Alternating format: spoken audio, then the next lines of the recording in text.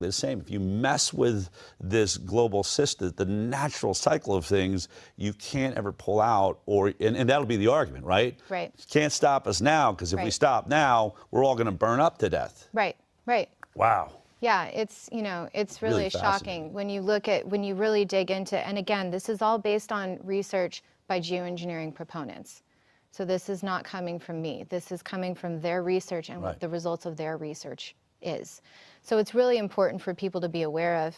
And so on that note, ICANN put out a legal update on this comment and shared ICANN's comment, which was posted on the Federal Register, and then encouraged people, read ICANN's comment, and you have the opportunity to make your own comment heard. You can actually put your comment on the Federal Register for NOAA to see when they're reviewing this petition. So we encouraged people with the legal update to do that. So just to give you some perspective of the impact of that. So before we put out this legal update, there were under 100 comments that were posted on the Federal Register. The comment period had been open since September, and we published ICANN's comment on November 14th. Okay. On November 15th, we released the legal update. ICANN put out the legal update, and then offered that link for people to do their own comment. Thousands of comments poured in over the next 4 days. Wow. And so they don't post all of them. You can see that it was around 10,000, I believe, comments were received. If we weren't there, under 100 would have been there. By reaching out to our audience, nearly 10,000 comments went in. Yes, and only about 1,500 actually get posted because they filter through them. They don't post everything, and I don't know what their method is for that. But of the ones that were posted, we were able to look at some of them. And I just want to read a few because it's really impactful, and it's great to see that this is resonating with people. So this comment from Allison, you can see, she says, "I stand with ICANN. All weather modification attempts must stop as it is detrimental to all life living on Earth." From an anonymous person, "I fully support ICANN in this," and skipping down, "I am grateful ICANN is demanding transparency and restrictions."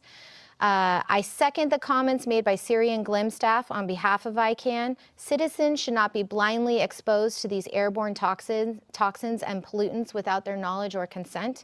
And then this last one from Georgia, and she actually quotes from our letter, or from the comment, and states, "Americans oppose weather modification and climate intervention.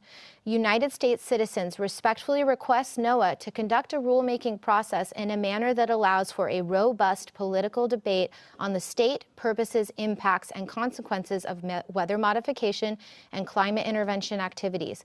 The public urges NOAA to prohibit SRM, solar radiation management, geoengineering, research, experimentation, and deployment, and to strengthen weather modification reporting requirements as a necessary step towards greater transparency and public accountability. Please refer to ICANN's letter with details and references as to all the reasons why you should stop SRM at once. Sincerely, Americans everywhere." Wow. So great letter. Yeah, really impactful, and it just shows you that the audience understands what's happening. I mean, these are their comments, This is them stating in their own words, "This is what we know, we think, this is what we realize you're trying to do, and we're not okay with it. We're not okay with you injecting chemicals. We're not okay with you messing with our environment." And they want things to be done more naturally. Yeah.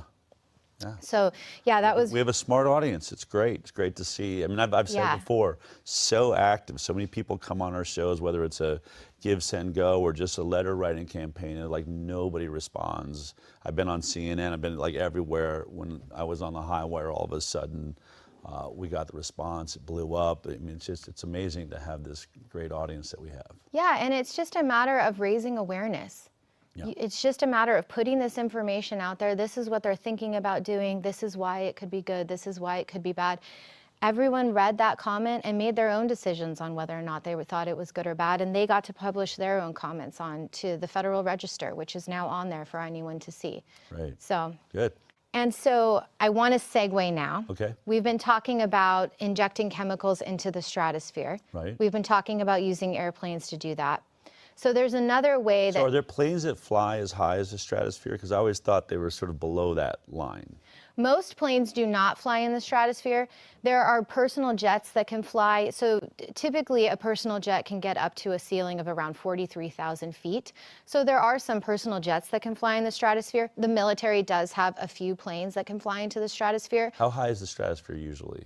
It varies actually. So it can be as low as 13,000 feet, and then it can go up to above 70,000 feet. Okay. It depends on where you are. If you're near the poles, then the stratosphere is actually lower. Okay. If you're at the equator, the stratosphere is actually higher. Okay. So in those grants, they actually talked about this. They talked about the different levels of the stratosphere and why you would have to fly a plane at 70,000 feet, specifically above the equator, for it to be really impactful, because they want the chemicals that are injected to remain in the stratosphere.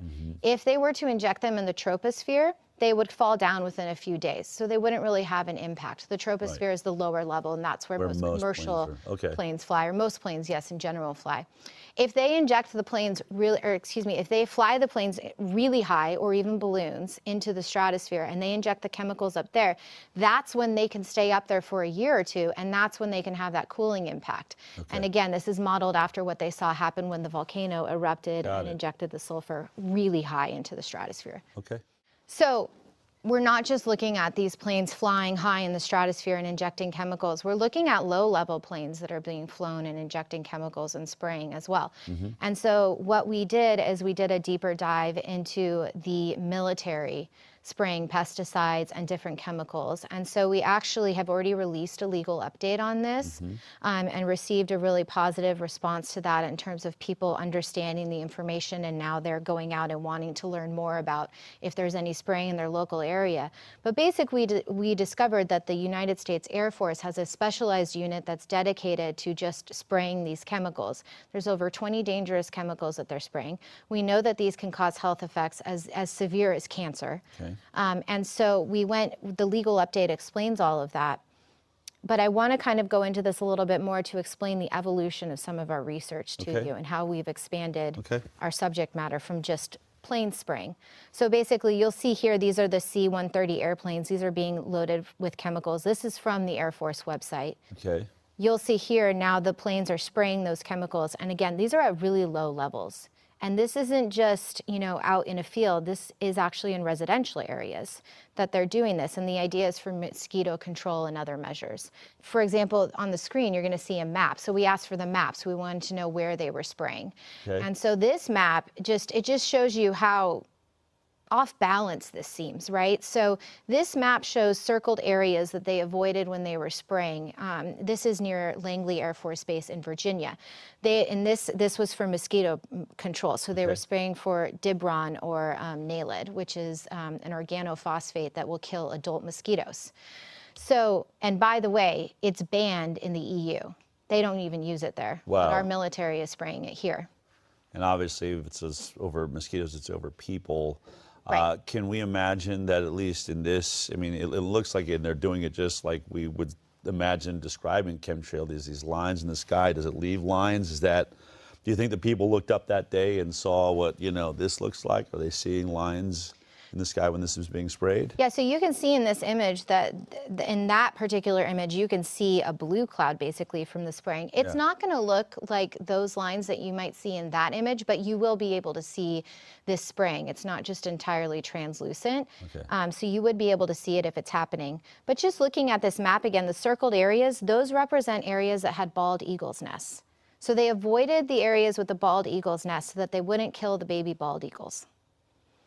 But they didn't circle any residential areas. That's amazing. Again, we're trying to protect from mosquitoes and mosquito-borne illnesses, but is the cure worse than the disease? Right. So we really have to weigh that. But going on into the evolution of our research, so what we did is we looked not only at the fact that our military was spraying, but we looked at the technology that they were using to spray. And we saw that they're using a technology that was created by Battelle, which is a government defense contractor. They actually make vaccines as well. Wow. And so we were looking at the technology, and we can actually play the video now. Okay. So that we could see the technology in work. But basically, Battelle developed a spray system. And this is what the nozzles are. We can see here. Yeah. This is their facility where they do the testing. And these are the actual spray nozzles that they use on the military planes to spray the chemicals. You can see how fine the particles are, how really look at dense that spray is. Yeah. And this is just them demonstrating how it works. They put it on a panel like that, and that basically gets attached to the plane wing. You can attach it to drones as well. You can also attach it to military Maybe that's what's happening in New Jersey right now. Right. So you can see how advanced this technology is. So when we were looking into this spraying system, we pulled up the patent. And so that's what I have on the screen for you now, is this is Battelle's patent. And we were reviewing the patent, and when we looked at what could be sprayed with the patent, it lists the different types of things that can be sprayed: antibiotics, anti-cancer agents, other pharmaceutical products, a vaccine. Protein and enzyme, DNA or DNA fragments or other biological products, an anti-inflammatory, a vitamin, an antiseptic, morphine or other pain-killing drugs, nicotine, and so on, is what this apparatus is capable of spraying from airplanes. Yeah, the Wow. apparatus that our military is using to spray organophosphates over residential areas. But they're not Amazing. spraying the baby eagles, at least. Right, right. So that's good for the baby eagles. That's wild. Yeah, so when we realized that vaccines could be sprayed, that's when we started to look into aerosolized vaccines. Like why is that written there? Right? I mean, that just sets off a red flag. Wait a Yes. minute. Why would anyone ever consider, we think of vaccines as like we inject every child, or, now all of a sudden, oh no, there must be an area of research here. Right. So that's when we started looking into aerosolized vaccines. So we started pulling grants, and we could see that there was funding going to aerosolized COVID vaccines. But that wasn't the most shocking discovery that we made. This is what led us to the discovery that our government's funding research on transmissible vaccines or self-spreading vaccines. And so the High Wire covered this. Jeffrey Jackson did a report on this. And so what we've been doing is we've been building off of the research that was done to basically see what is going on with these transmissible vaccines. And again, as a reminder for anyone who maybe missed the segment, they're developing vaccines that would essentially act like a live virus, where it could basically replicate itself into new hosts. And so the idea is that we know that viruses evolve and change, but our vaccines are static. So they wanted to create vaccines that would evolve and change. Good God. I know we've covered this, but you want to talk about playing God. And this is where, to me, it's just gone totally bonkers. So now you're so afraid of the natural viruses that are in the environment that we've been living with and evolving with since the dawn of man. And now your solution is we're going to make self-spreading man-made viruses that will mutate and grow on their own to try and counteract the natural viruses. And the idea that they can't imagine that their man-made virus could do more harm or evolve in a more terrifying way. And they're right. I mean, this technology is right there. They feel like they can do this any day now, right? Right. And when we went and we looked at the stated purposes behind trying to implement the transmissible vaccines, they state in their research that part of it is overcoming the issue of non-compliance. The anti-vaxxers. Right.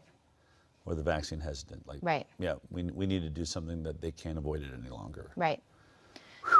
Right. So this also brings me back to the point that we made earlier, talking about knowing and understanding the right terminology when we were talking about geoengineering and climate intervention.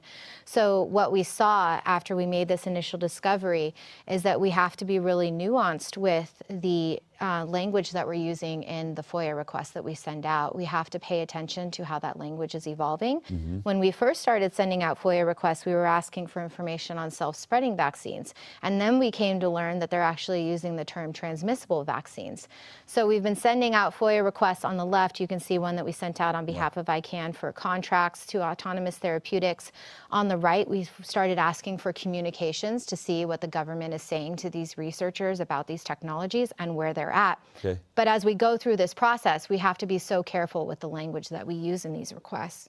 And Similar to what we talked about with the geoengineering side, it's not like we send these FOIA requests and even if we use the right language, they just say, here are all of our records. No, it's, well, we're going to go back and forth with you, we're going to ignore you, we're going to modify, but then we're not going to give you what you're asking for. We go through appeal processes and sometimes they still won't give us the documents after that. So then the result is that we have to file lawsuits. So ICANN has directed us already to file 5 lawsuits now related to this space. And those are pending currently in federal court. And so also playing onto that idea of the changing language, the legal update went out with that Highwire segment.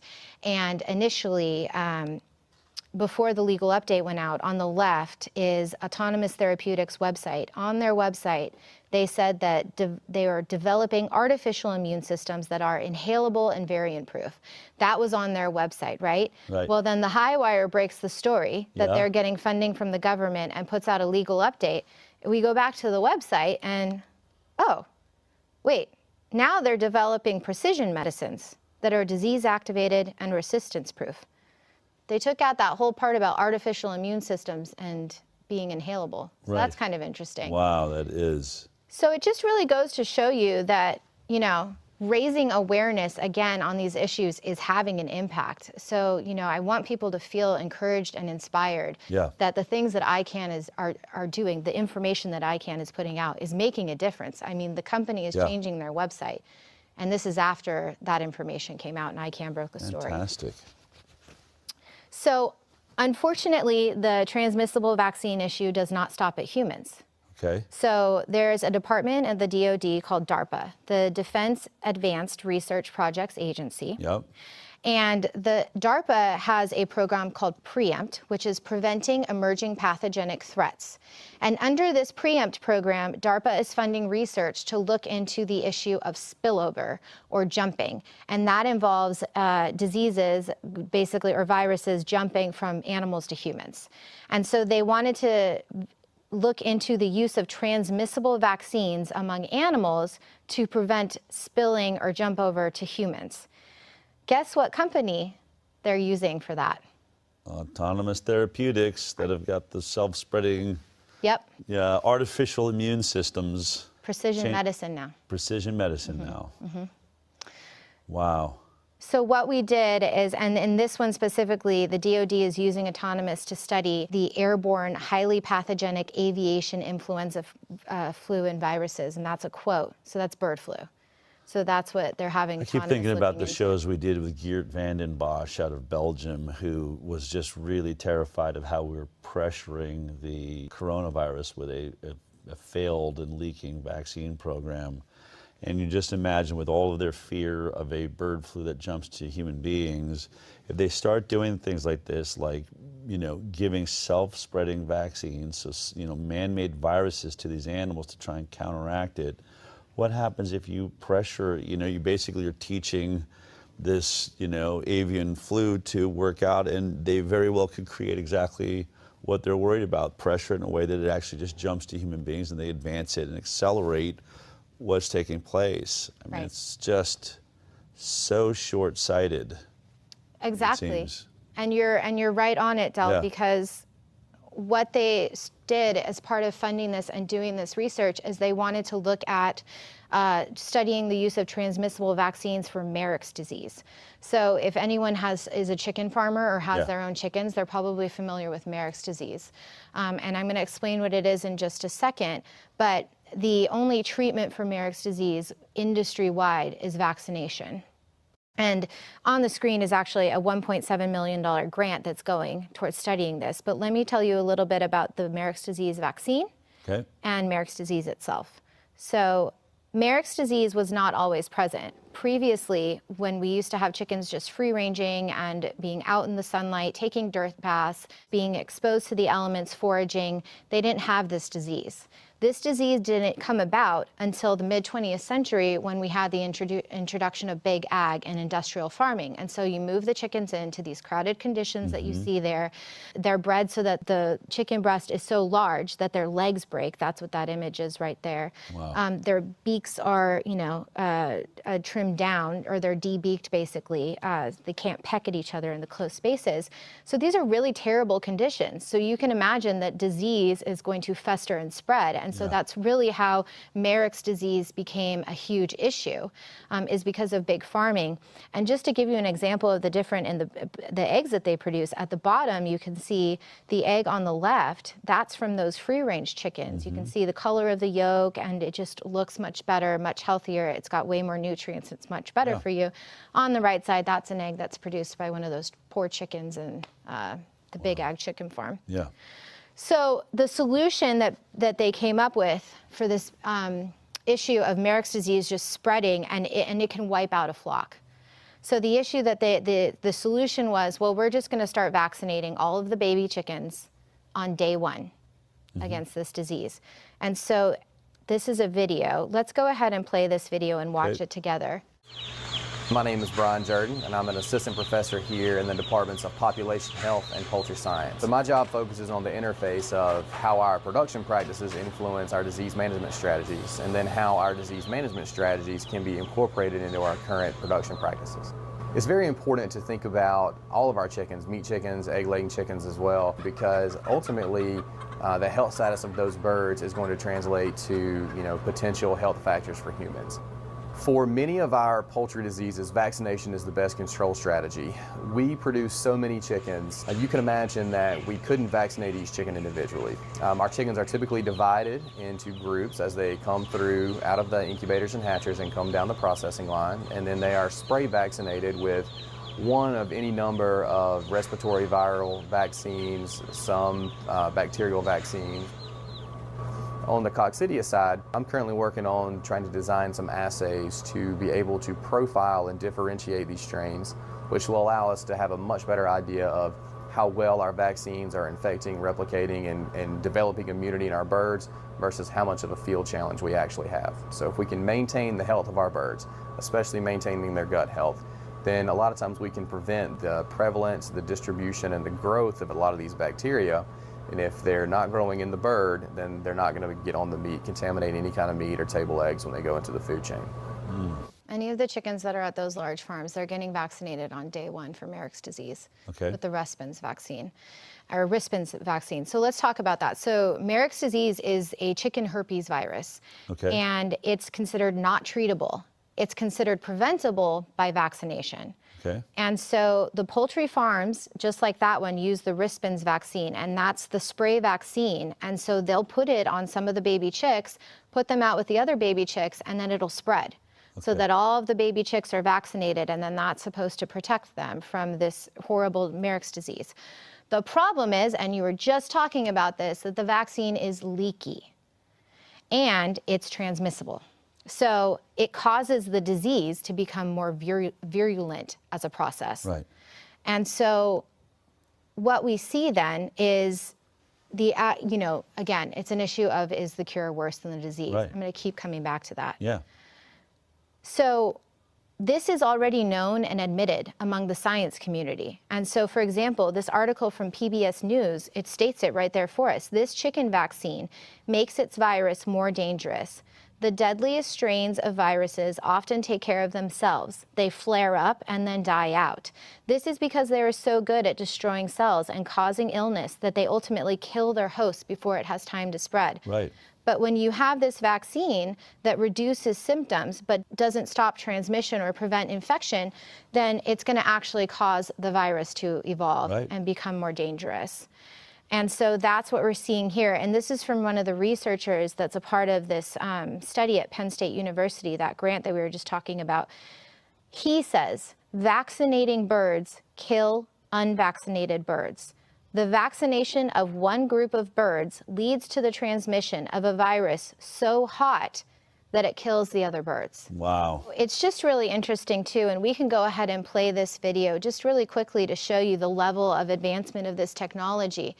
These are baby chicks being vaccinated on day one with the Rispens vaccine. This shows you the spray vaccination process of these little chicks.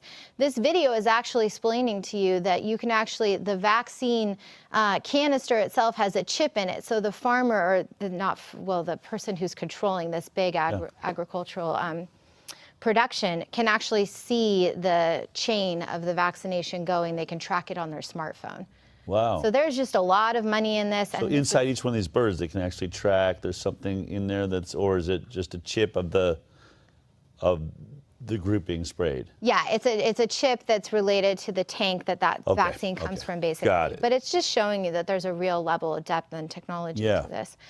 And so we looked then, we got this grant through FOIA. And so we looked a little bit deeper into this project, and this is analyzing Marek's disease as a case study for use of transmissible vaccines on animals. Right. And you can see here that the researchers are admitting transmissible vaccines are not without risk. Reversion to virulence or recombination with wild-type pathogens could cause transmissible vaccines to make matters worse or complicate elimination efforts. And that's their own words. That's their own words. Own research. That's why I'm reading it to you. We're messing with Mother Nature here, and we could make the problem worse. Yes, yes, they know it.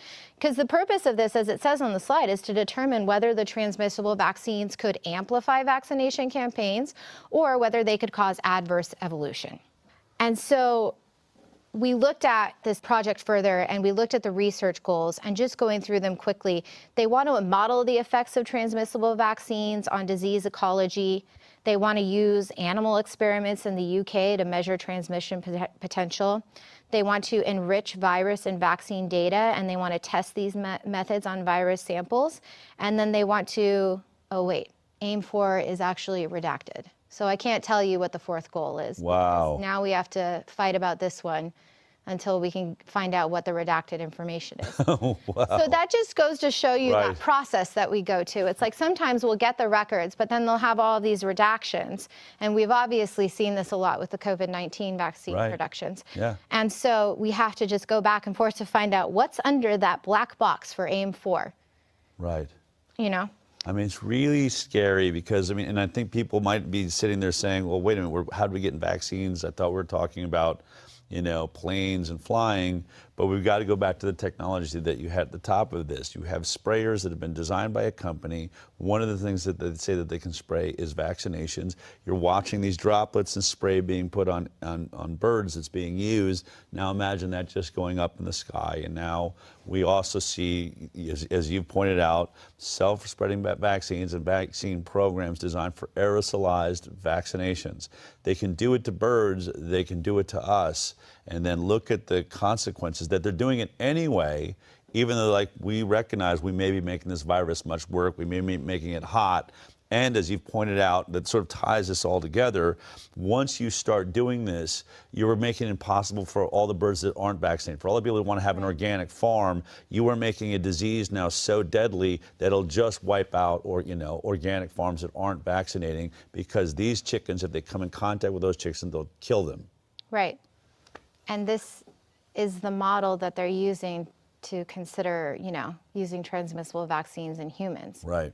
So you would hope that they see that it's not working very well, Yeah. clearly, for the chickens. Because they've done so good at recognizing that their COVID vaccine isn't working. Right. Yeah. I mean, and just wrapping it up, basically, we're just seeing these are the results that are coming out already. This project it's still ongoing. It's funded from 2020 to 2025. So they've started releasing some of their results. And on the screen, you see two of those results that are released. And just to end with this is out of their own result, and this is their language. I'll read it.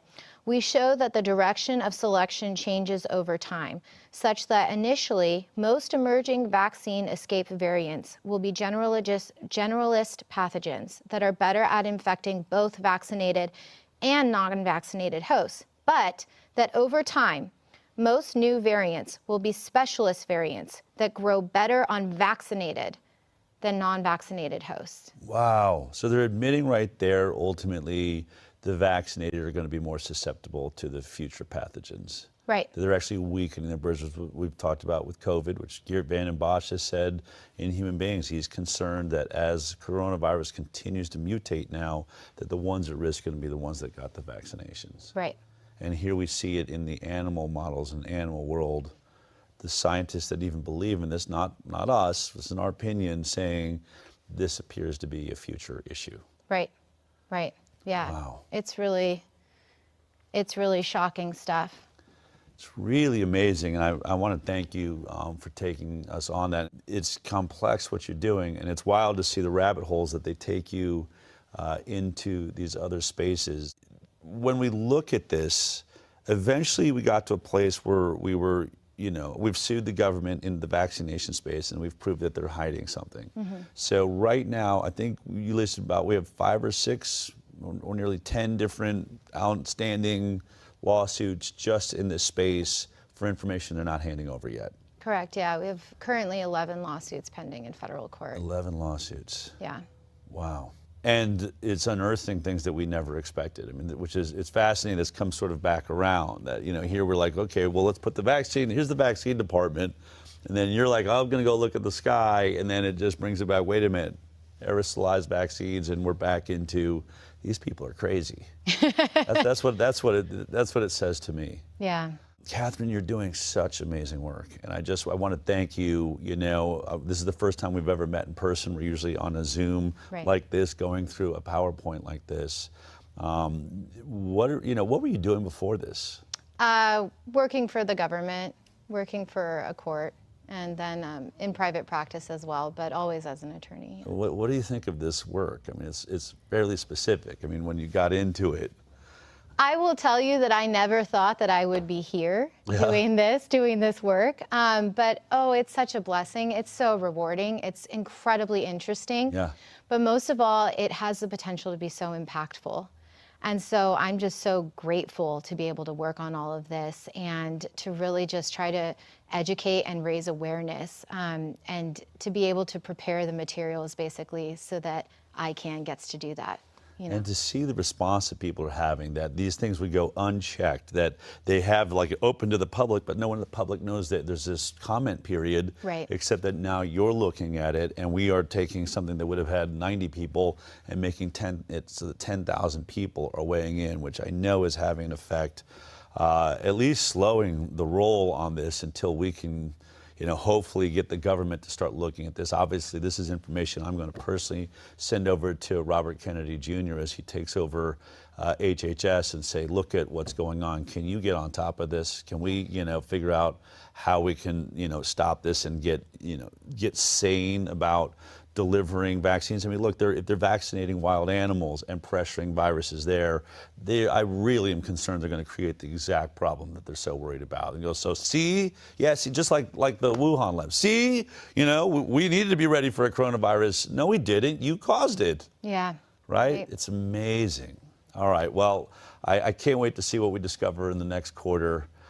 In all this great work. I can't wait to see what's happening with these legal cases. But Catherine, keep up the good work. Thank you. Thank you. And thanks for joining us today. Thank you, Del. All right. I really wanted you to take that journey.